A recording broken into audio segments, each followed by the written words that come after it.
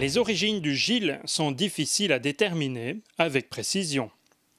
De nombreux ouvrages en dissertent et le sujet a fait couler beaucoup d'encre. L'un des auteurs et chercheurs les plus érudits est Samuel Glotz. Docteur ès-lettres et historien, il a passé sa vie à étudier le folklore wallon et binchois en particulier. Selon ses études, le Gille serait même, si le terme est impropre, un prêtre ou chaman d'une religion disparue. On pense à certains rites celtes. Même s'il est ridicule de dire au Gille qu'il est un prêtre, il faut penser au chaman.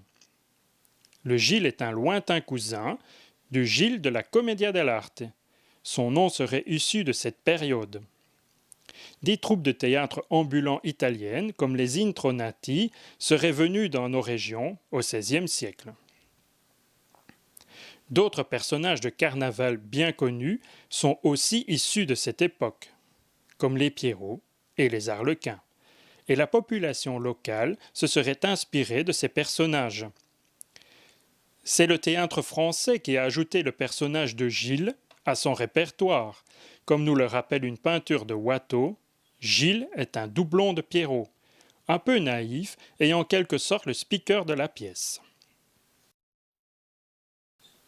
Les traditions carnavalesques binchoises sont plus anciennes. Les premières mentions datent du XIIIe siècle. Durant les jours gras qui précédaient le carême, période d'abstinence totale, l'Église catholique permettait sous réserve une débauche quasiment totale. Tout était permis, ou presque, et les écarts durant cette période étaient nombreux. À de multiples reprises, le clergé a essayé de freiner ou d'interdire cette fête d'essence païenne, mais sans succès.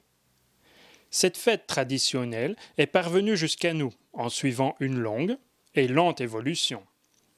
Pour de plus amples explications sur cette évolution, nous vous renvoyons aux nombreuses études sur le sujet.